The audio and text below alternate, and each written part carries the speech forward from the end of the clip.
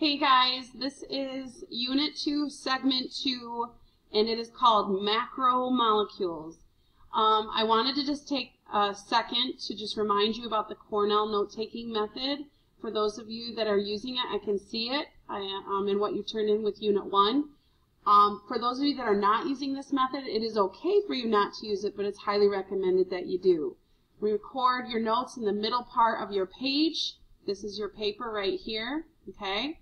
So the middle bulk part is what's written really on the slides, is what you need to record. There's not a lot written on the slides, so what you want to do is take what you wrote here, and you can do this at a later time if you want to, and then you can draw diagrams, you can put in trigger words to help kind of remind you, so when you go back to this note sheet to study it, these trigger words are going to kind of give you a heads up on what you have written on the sheet.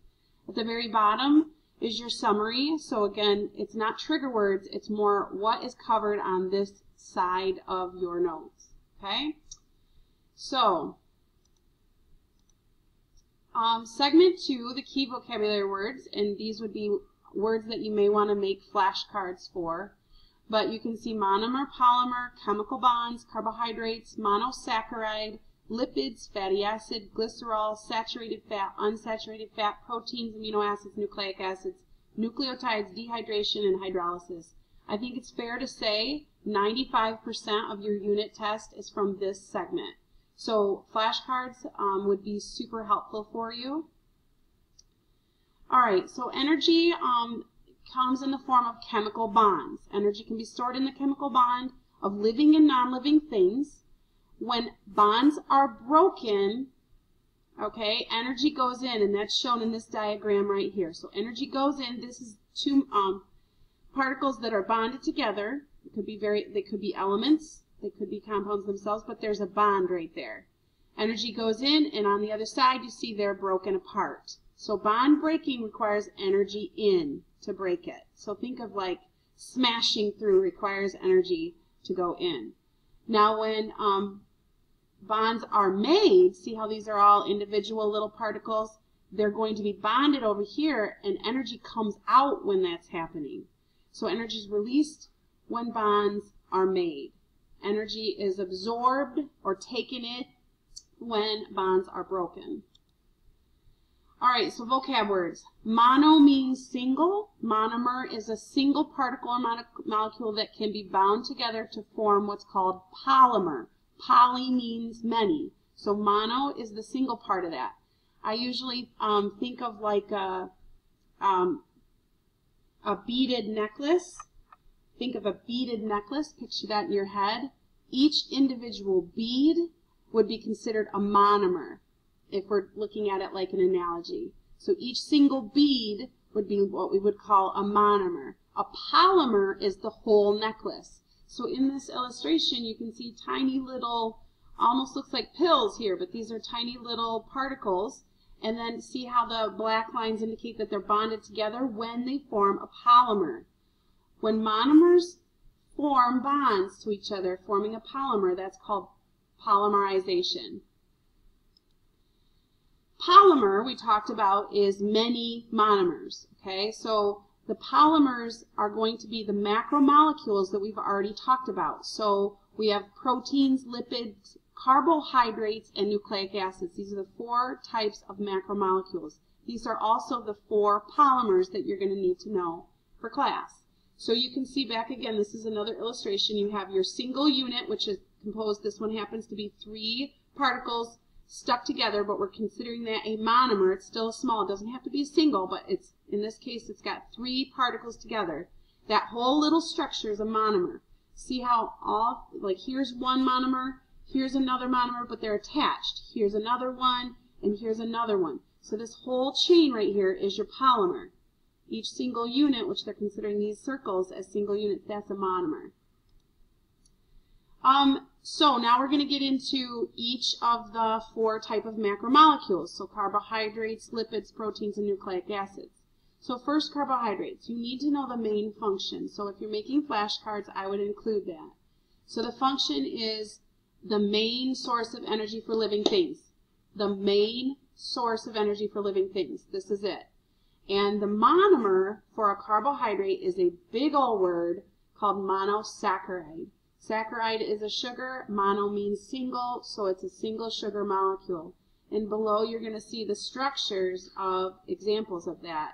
Fructose, glucose, galactose. Notice how they all end in ose, okay? These are considered single sugar molecules. All three of these are examples of monosaccharides. You may write them down. You don't have to know the structure, but you definitely need to know these names. These are examples, monomers of carbohydrates. Now lipids. The function of the lipid is that it stores large amounts of energy. This is long-term storage. These are the fats. Another name for lipid is fat. The monomer, which you're going to have to know for a lipid, is going to be a fatty acid and glycerol. Together they form the monomer. So let me show you where that monomer is here. So right here, this top part, right here, is your monomer for a lipid. So we have the glycerol head and the fatty acid tails. So the whole thing is a lipid. And the monomer is fatty acid with glycerol. Okay? There are two types of fats. There's saturated and unsaturated. You may have heard of these when you're buying your foods and things like that. But saturated is, and I learned this in college, saturated single. So all of the chains of carbon right here that we have all bonded to hydrogen. This is an organic compound. Maybe you remember this kind of structure from organic chemistry freshman year. But single bonds in this fatty acid. This right here is the glycerol. Okay, so we're not going to really pay attention to that so much, but we're really focusing on this fatty acid tail. And see how they're all single bonded? There's no double bonds right here. That means saturated. Saturated single. These are going to be solids at room temperature. Examples would be margarine, animal fat, Crisco. Maybe you've seen these things in their solid, room temp. Unsaturated means that it's not, there's a double bond in there somewhere. And it rocks down, it kind of bends when it does this. Structurally it bends. So we have a carbon, this is actually a mono unsaturated because there's only one double bond, but it's unsaturated regardless. Polyunsaturated would have many, poly means many, double bonds. What we're seeing right now is just a single double bond between two carbons. So because of this double bond, so you don't see it up here, this is called an unsaturated. Remember saturated single, so we have not a single here. We got a double in the fatty acid part. These are going to be liquids at room temperature, you guys. This is like your vegetable oil, your olive oil, the cooking oils. Proteins, another macromolecule. Okay, and so the protein is the macromolecule. I'm sorry, there was a little interruption. I hope it didn't really mess up this video, but the function of the protein is the raw material for growth and repair, you guys. This is how your body maintains that homeostasis. It's a building block for muscles. It's found in your skin, your nails, and your hair. The monomer for a protein, the single unit that chains up into the polymer, are amino acids, and there's over 20 of them, and these are all the main 20, but there's over 20 of them. What happens is this is your single monomer. This is like your single bead in your necklace, in your beaded necklace. And these will join up to form all the different proteins that you possibly have, okay? It includes hormones, everything, okay?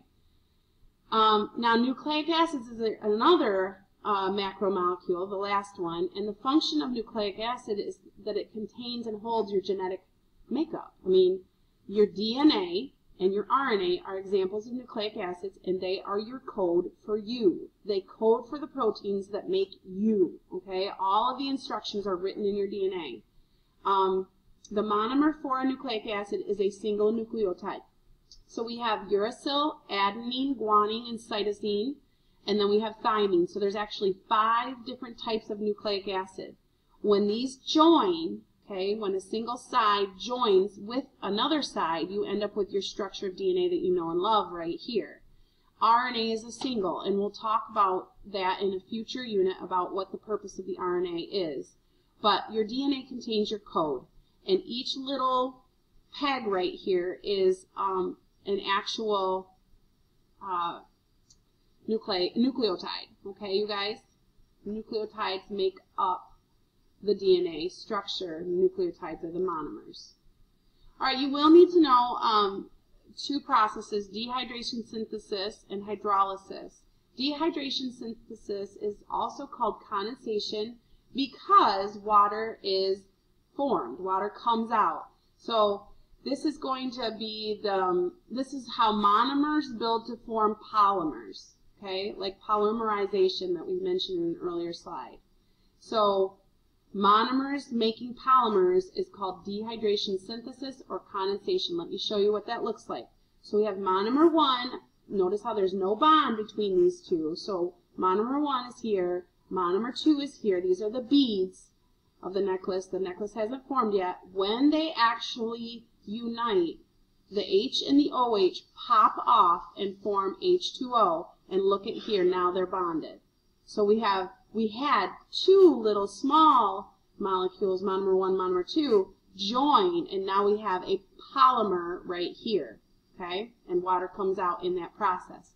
The next process is called hydrolysis. Hydro-water lysis break. So we have water.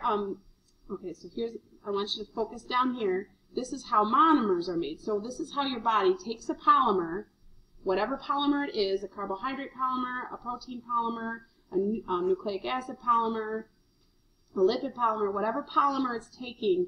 And your body, through homeostasis, can go ahead and break it down into monomers again. So for example, starches can be broken down into simple sugars. When that happens, you have your starch or your polymer right here. See how this is bonded together and you've got two monomers linked together?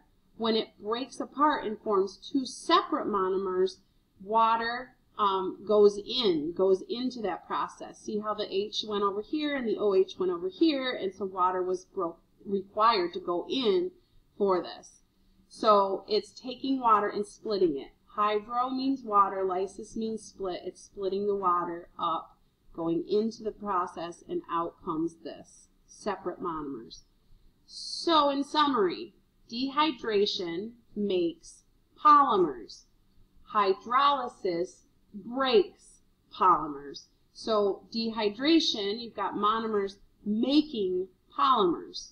And hydrolysis, you have a polymer being broken down into separate monomers. You do need to know the difference between these two, and this is done